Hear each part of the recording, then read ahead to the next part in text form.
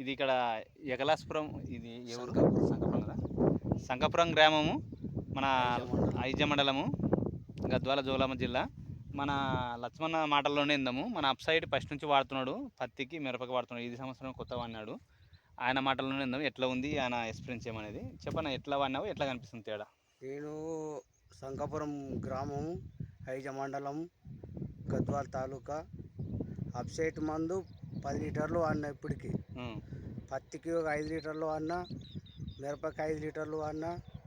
అయినా మాకు గ్రోతింగు, సెట్టింగు, నలుపుదలం, పెరుగుదల అన్నీ మంచిగా ఉన్నాయి. కానీ 20 ఏళ్ళ నుండి చూస్తే కానీ ఈ కాపు ఇట్లా లేదు ఎప్పటికీ. ఇప్పటికైతే మాకు బాగుంది, ఎవరైనా వాడుకోవచ్చు.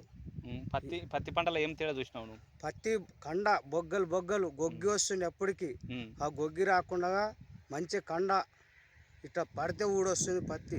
అయిపోయే లాస్ట్ వరకు నలుపుదనమే, లాక మంచి గ్రోతింగ్, మంచిగా బాగుంది. కాయ కూడా బాగా లావు వస్తుంది, సైజు వచ్చినందుకు పత్తి విడివిడిగా కండలు వస్తుంది కలిపి. ఇప్పుడు గిడిసి వారం అవుతుంది డ్రిప్ మందుల. ఇప్పుడు నాకేం తెగులు లేదు, వైరస్ లేదు, తామర పురుగు లేదు, తెగులు ఏం లేదు. మంచిగా గ్రోతింగ్, నేతగా చేను మంచిగా. తోట ఎక్కడైనా చూసుకో ఒకటే లెక్క, ఎక్కడ చిన్న పెద్దగా ఏం లేదు. కాపు సెట్టింగ్ కానీ పూత కానీ ఇది ఒకసారి మంచిగా నాకైతే ఇప్పటికి మంచిగా ఎదుగుదల, గ్రోతింగ్, నలుపుదనం, పెరుగుదల, కాయ సెట్టింగు అన్నిటికీ మంచిగా ఉంది. ఎప్పుడైనా కానీ ఇది వాడండి. నేను రైతునే, నేనేమి అది కాదు, అందరికి మంచిగా ఉపయోగపడుతుంది. ఎవరైనా వాడుకోవచ్చు. ఇది మంచిది. ఇది పంట కోలకలు వాడే విధానం ఉంటుంది. వాడేది మిరపకి కానీ పత్తికి కానీ ఏ దానికైనా వాడుకోవచ్చు. మంచి ఎదుగుదల, నెంబర్ 1 పని చేస్తుంది.